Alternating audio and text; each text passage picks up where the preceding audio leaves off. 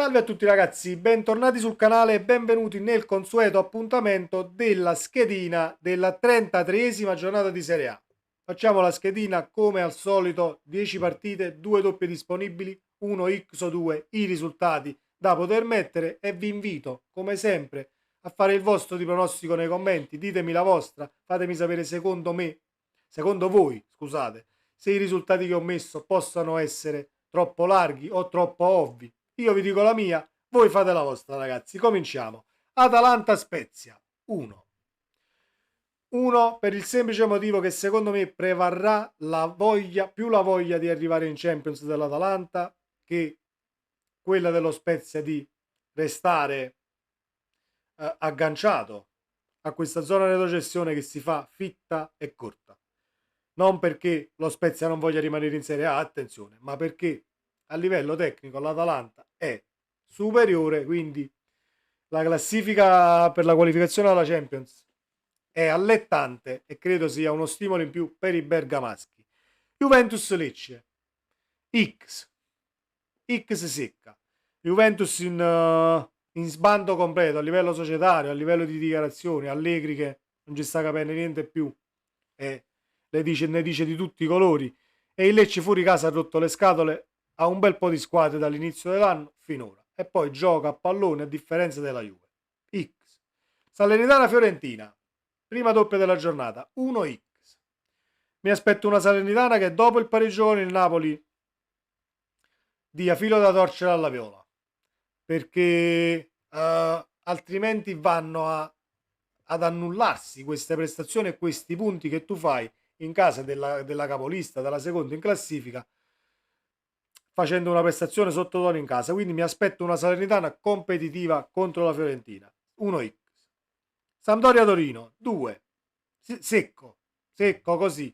Nella Sampdoria non ci credo più, ci ho creduto per 3 quarti di campionato, basta. Il Torino ha fatto anche una buona partita contro l'Atalanta, perdendola ahimè con una grandissima giocata di Zapata, però il Torino è squadra che romperà le scatole a un sacco di gente e l'ha già fatto. Quindi Sampdoria Torino 2.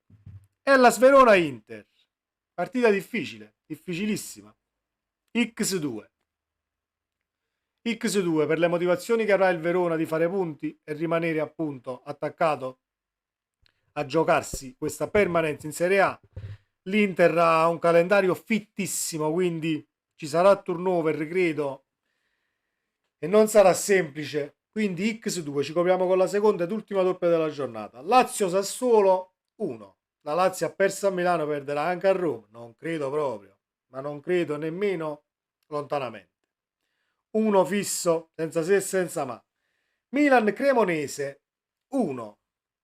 Milan Cremonese 1, il Milan stesso calendario fitto dell'Inter, doppia sfida di Champions, però il Milan deve fare 3 punti per restare lì.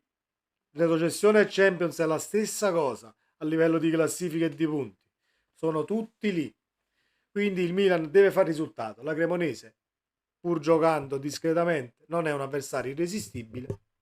1. Monza Roma 1. Mi direte, ma sei impazzito? Sì, io punto sul Monza e sono un estimatore di Palladino. Così, a cuore aperto.